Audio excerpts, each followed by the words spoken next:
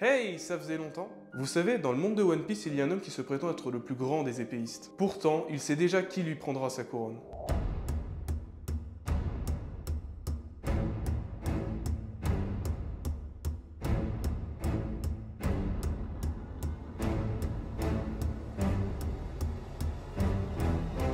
La dernière défaite de Zoro. Le combat que personne n'avait vu venir et dont tout le monde attend la revanche. Nul affrontement n'a autant marqué un personnage que celui-ci. Et aujourd'hui, pour votre plus grand plaisir, on analyse les trois versions. En premier, les planches du manga et ce qu'on peut interpréter du dessin du maître. En deuxième, l'anime de 99. Et en troisième, le live-action Netflix bien sûr. Différentes versions, laquelle est la meilleure, laquelle trahit l'œuvre originale, et surtout en quoi ce combat a impacté l'intégralité du manga. D'ailleurs, vous êtes 99% à regarder mon contenu sans être abonné, donc abonnez-vous. C'est vrai ça? Je sais pas, ils disent tous ça.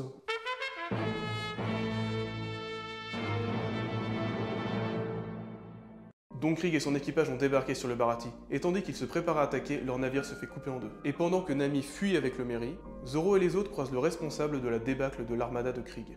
Un homme seul armé d'un sabre noir. Il évitera des tirs de pistolet en déviant les balles avec sa lame, ce que seul Zoro remarquera. Et nous avons le premier échange entre les deux hommes qui nous confirme que c'est bien lui le responsable du tranchage du navire. Zoro le défie en témoignant un respect jusqu'alors jamais vu pour le personnage. Et Mihawk, sûr de lui, trouve ça futile mais accepte pour passer le temps. Le combat commence. Mihawk rétorque au style à 3 sabres de Zoro avec un simple canif. Piqué dans son orgueil, Zoro se jettera sur son adversaire qui bloquera ses coups avec une facilité déconcertante. À mesure que le combat avance, Zoro se rend compte de l'écart énorme qui sépare les deux hommes. Et plus Zoro se rend compte à quel point son adversaire est puissant, plus Mihawk qui est impassible devient curieux. Mais pourquoi un avorton pareil montre une si grande détermination? Jusqu'à maintenant, on peut s'imaginer qu'il essayait de le faire fuir. Lui faire abandonner la partie car qu'on soit clair, s'il avait voulu le tuer en un seul coup, il aurait pu. On voit bien que Mihawk n'est pas cruel. À l'image de Shanks, son rival, il ne prend pas plaisir à tuer, comme un Arlong ou un Kaido par exemple. Cela dit, voyant que ses défaites à répétition n'entachant rien sa détermination, il ira jusqu'à lui perforer la poitrine. Et là, Œil de Faucon est surpris, tandis que sa lame le transperce, Zoro ne recule pas. Car pour l'ancien chasseur de pirates, reculer signifierait rompre sa promesse. Et c'est avec ce passage que l'intensité fait un bond en avant. Plus rien ne peut le sauver, il le dit lui-même, il préfère la mort que la défaite. C'est d'ailleurs assez beau de voir ça dans un shonen, tandis que le héros commence à peine son périple, tout peut s'arrêter du jour au lendemain. On a d'ailleurs un parallèle à faire avec le combat Rock Lee vs Gaara dans Naruto. Gros Sourcil, qui lui n'était pas le héros, a perdu sa capacité à réaliser son rêve, pendant un court moment certes, mais à ce moment-là, personne ne le sait. À ce moment-là, Naruto et le lecteur comprennent tous les deux que la vie de Shinobi n'épargne personne et que la possibilité d'échouer littéralement est bien réelle. C'est d'ailleurs un des messages que j'ai le plus aimé dans One Piece. Si tu te bats pour réaliser tes rêves, échouer en cours de route n'est pas grave en soi. Si tu vis à 100% tes rêves, il vaut mieux tout perdre en essayant que de ne jamais essayer. Genre moi, je sors une vidéo sur Zoro vs Mihawk. Ok, c'est très bien, mais au moment où je vous parle, j'en ai aucune idée si ça va marcher ou non. Si on va aimer ou si on va chercher mon adresse pour me péter les deux jambes. Bref, reprenons. Zoro perd son duel certes, mais gagnera l'estime du Mihawk qui l'achèvera avec son sabre noir. Avec cette planche mythique, bordel, j'en ai encore des frissons. Le discours de Mihawk à un Zoro au fond du trou est magistral. Il reconnaît sa valeur, ce qu'on avait tous compris au moment même où il a sorti Kokuto Yoru, son sabre noir. Et s'ensuit le passage, la scène, le dessin qui a fait rentrer One Piece au Panthéon et qui a accroché tous les fans pour les 100 prochains tomes. Le discours de Zoro avec le sabre de Kuina qui pointe vers le ciel. Ce passage est iconique du mythe One Piece-esque, mais plusieurs questions viennent en tête. Déjà, pourquoi ce duel face à Mihawk au début du manga alors que tout le monde sait que c'est perdu d'avance? Eh bien, selon moi, c'est pour mettre au clair la difficulté de la tâche. Autant devenir le roi des pirates, c'est clair qu'en pleine ère de la piraterie, ça allait être difficile, autant le rêve de Zoro avait besoin d'être situé niveau difficulté. C'est surtout que Luffy et Sanji, ils ont Zeph et Shanks qui les ont aidés dans leur jeunesse. Alors certes, Mihawk n'est pas qualifiable de mentor à ce moment-là de l'histoire, mais il a clairement mis à l'épreuve la détermination du vice-capitaine. Après ce duel, il le sait, devenir le plus grand des sabreurs ne sera pas facile et il lui reste beaucoup de chemin à accomplir. Bon, ça c'est dans le manga et dans l'animé.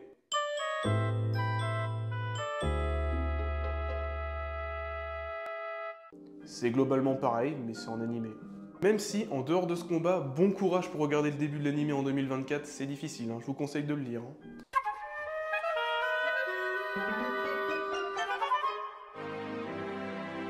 Et le live action sur Netflix alors? Beaucoup plus de choses à dire, beaucoup plus de changements, et est-ce qu'ils sont pertinents? On va voir ça. Déjà, l'introduction du personnage du Mihawk est l'une des meilleures scènes de l'adaptation tout entière. Voilà. Et sa venue au Baratie se fait par l'intermédiaire de Garp qui lui demande de ramener un certain Luffy. Et cette scène au bar avec Usopp, on peut dire que ça en a choqué plus d'un, et c'est un très bon point pour une série. Les néophytes et les experts en One Piecerie, on a tous aimé ce passage, je pense. Même si certains diront que l'arc Baratie a été charcuté, pour moi c'est pour le meilleur et pour le combat final de Luffy face à Arlong. Il fallait un premier affrontement entre Luffy et Arlong où Luffy se fasse laver. Laver, oui, on adore l'humour ici. J'adore rire. Bref, une défaite au cours de la série juste avant le combat final à Arlong Park pour avoir un niveau d'intensité propre à un final de série. Donc l'attaque de Krieg est remplacée par Arlong, ce qui rend bien, comme ça renoue un petit peu tous les arcs entre eux. De même que l'introduction de Mihawk, aucun problème là-dessus, c'était beaucoup trop stylé. La rencontre de Zoro et Mihawk dans cette version est beaucoup plus symbolique. Et on a une scène très intéressante, Nami qui n'a pas fui avec le Merry dans cette version, met en garde Zoro. Elle s'inquiète vraiment pour son ami, ce qui accentuera le tiraillement entre son équipage et Kokoyashi. Dans le manga, on avait bien une scène où elle pleurait dans le Merry à mesure qu'il s'éloigne du Baratie, mais rien d'aussi puissant que dans le live action. Donc jusque là, les changements sont cohérents, et même pour certains, sont mieux que dans l'original on peut dire. Et je sais pas, à force de tout bien réussir, les scénaristes ont fait un drift en hors-piste sans qu'on comprenne pourquoi. Bref, le combat. Nami qui s'apprêtait à fuir fait finalement demi-tour pour assister au combat de son ami, c'est bien. La vanne de Mihawk sur le couvre-chef de Luffy, la ref est belle, pas de soucis. Par contre, gros problème, où est Sanji? Dans l'original, il est témoin de la scène, il voit Zoro tout risquer pour réaliser son rêve, et Luffy faire de même face à Krieg. On voit que Sanji commence à comprendre que pour payer sa dette auprès de Zeph, il doit réaliser son rêve avant tout. Et oui, payer sa dette ne consiste pas à travailler toute sa vie dans un restaurant, mais bien à trouver All Blue pour lui et pour Zeph. Ça passe à la trappe ici et pour moi c'est dommage car c'est important pour le personnage de Sanji et sa relation avec Zoro. Par contre, les punchlines de Mihawk sont incroyables. Le déroulement du combat ne change pas même si Zoro attaque avec 2 sabres pendant la majorité du combat, car oui, attaquer avec 3 sabres c'est impossible dans la vraie vie. Mais ça n'en demeure pas moins illogique car Zoro finalement il se bat avec 3 sabres et il est puissant dans ce style là et c'est pas logique qu'il attaque à mi-puissance en fait. C'est bizarre mais on va dire qu'ils avaient pas le choix. Mais l'attaque finale, non mais pourquoi ils sautent putain, mais expliquez-moi. Tout était bien mais là on les voit sauter, on sait pas pourquoi, mais pourquoi juste Mihawk a pas couru sur Zoro comme dans le manga, ça aurait été parfait. Après cela dit ça va, Zoro prend son coup, discours de Mihawk, pas de problème. Mais Zoro range son sabre pour se prendre le coup et le ressort 5 minutes après, ça va pas. Le live action prend des libertés mais là ça aurait pas été plus simple qu'il lève le pommeau vers le ciel ou juste le sabre en entier parce que là, il prend le temps de le sortir alors qu'il a le torse tranché en 2. Il s'est écroulé comme ça aurait pas été plus simple juste qu'il lève le pommeau vers le ciel? Il a le torse tranché en 2 mais il peut prendre le temps de sortir son sabre, tout va bien. Une bonne adaptation, mais pas mal de points à revoir sur la fin car il se vide de son sang, il est où le sang? Non mais c'est vrai, regardez sa blessure, vous avez vraiment le sentiment que là il va mourir et il se vide de son sang là? Y'a que dalle.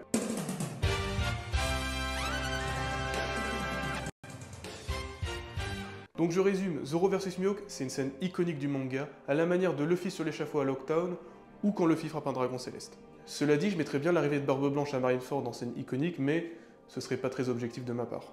D'ailleurs, on peut aussi ajouter au palmarès Luffy qui met à terre Kaido pour la première fois et déclare devant 2 empereurs qu'il deviendra le prochain roi des pirates. Ça, le chapitre 1000 de toute façon, incroyable. C'est clairement les scènes qui m'ont le plus marqué dans l'aventure de Luffy. D'ailleurs, dites-moi quelles sont vos scènes iconiques dans l'anime. Au final, le live action a très bien adapté l'arc East Blue, même si la fin est un peu abrupte. On se serait facilement attendu à un 9ème épisode sur Lockdown avec la fameuse scène de Luffy sur l'échafaud et le départ pour Grand Line. Toute cette première saison tourne autour de la carte pour Grand Line et on voit même pas Renverse Mountain. Ce combat est vraiment incroyable, peu importe la version, ça marche. Cela dit, vous l'avez vu, il y a pas mal de choses à dire. Que fait Mihawk sur East Blue déjà? On a un peu l'impression que Oda a amené ça comme un cheveu sur la soupe. Mais encore une fois, ne soyons pas mauvaise langue, ça marche. Et c'était génial d'avoir un aperçu de la puissance des plus grands pirates du monde, on aura un peu la même chose avec Ace à Alabasta. La rencontre entre Shanks et Barbe Blanche, c'est tout à fait ça par exemple. Encore une fois, je vous laisse me dire ce que vous en avez pensé en commentaire, et n'hésitez pas à me proposer d'autres scènes que vous voulez que je traite, que ce soit du Naruto, du My Hero Academia, du Bleach, tant que c'est pas Jujutsu Kaisen, tout va bien. Ça va, je rigole, je vous vois déjà en train d'écrire un commentaire, calmez-vous. D'ailleurs, on est bientôt 1000 sur la chaîne, et j'adore les chiffres ronds, donc n'hésitez pas à vous abonner. Je viens de l'île des snipers, je suis un tireur d'élite. Jamais je ne manque ma cible, lolo la la lo.